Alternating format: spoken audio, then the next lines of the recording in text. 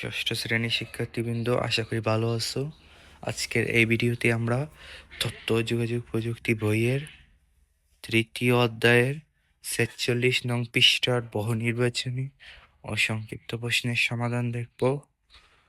তো প্রথমে আমরা বহু নির্বাচনী প্রশ্নের সমাধানগুলো দেখে নেই। ১ নম্বর,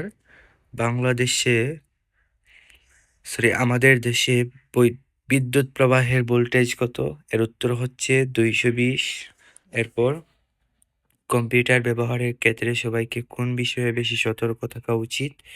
এর উত্তর হচ্ছে বৈদ্যুতিক সংযোগ।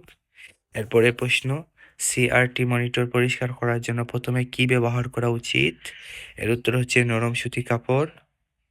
এরপরের প্রশ্ন, আইসিটি যন্ত্রপাতির নিরাপদ ব্যবহার বলতে বোঝায়? এর উত্তর হচ্ছে ৩টি, অর্থাৎ ঘ নম্বর উত্তর। এরপরের প্রশ্ন, কম্পিউটার পরিষ্কার করার সময় শুরুতে কোন কাজটি করতে হবে? এর উত্তর হচ্ছে কম্পিউটারের বৈদ্যুতিক সংযোগ বিচ্ছিন্ন করা। এরপরের প্রশ্ন, সালমার কম্পিউটারের কিবোর্ড ও মাউস ঠিকমতো কাজ না করার কারণ? এর উত্তর হচ্ছে ১ ও ৩। এরপরের প্রশ্ন, সালমা তার মাউসটি পরিষ্কার করতে প্রথমে কি ব্যবহার করতে পারে? এর উত্তর হচ্ছে কটন বাড। এরপর সংক্ষিপ্ত প্রশ্নে চলে আসি। ১ নম্বর, কম্পিউটার দীর্ঘদিন ব্যবহার করার জন্য কম্পিউটার স্থাপনের স্থান গুরুত্বপূর্ণ কেন? এর উত্তর হচ্ছে কম্পিউটার সঠিক ও পরিষ্কার স্থানে রাখলে ধুলো, তাপ ও আর্দ্রতার ক্ষতি থেকে রক্ষা পায়। এতে যন্ত্রাংশ ভালো থাকে এবং কম্পিউটার দীর্ঘদিন ব্যবহার করা যায়। এরপর, কম্পিউটার ভাইরাস কি? এটি কিভাবে ছড়ায়?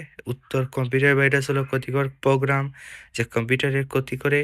এটি পেন ড্রাইভ, ইন্টারনেট, ইমেইল বা আক্রান্ত ফাইলের মাধ্যমে ছড়িয়ে পড়ে। ৩ নম্বর প্রশ্ন, প্রযুক্তি যেন কখনোই আমাদের ব্যবহার করতে না পারে, কথাটির অর্থ ব্যাখ্যা করো। এর উত্তর হচ্ছে প্রযুক্তি আমাদের কাজে লাগানোর জন্য, কিন্তু আমরা যদি এর উপর অতিরিক্ত নির্ভরশীল হয়ে পড়ি তবে সেটি আমাদের নিয়ন্ত্রণ করবে। তাই প্রযুক্তি সচেতনভাবে ব্যবহার করাই একতার মূল অর্থ। এরপর ৪ নম্বর প্রশ্ন, কম্পিউটার ভিত্তিক সামাজিক যোগাযোগ আমাদের কিভাবে অসামাজিক মানুষ করে তোলে?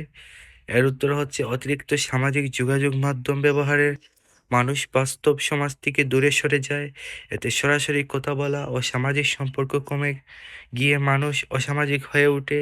এরপর ৫ নম্বর প্রশ্ন, কিবোর্ড কিভাবে পরিষ্কার করতে হয়? এর উত্তর হচ্ছে প্রথমে কম্পিউটার বন্ধ করে কিবোর্ড উল্টো করে হালকা ঝাঁকাতে হবে, পরে নরম কাপড় বা ব্রাশ দিয়ে ধুলো পরিষ্কার করতে হবে।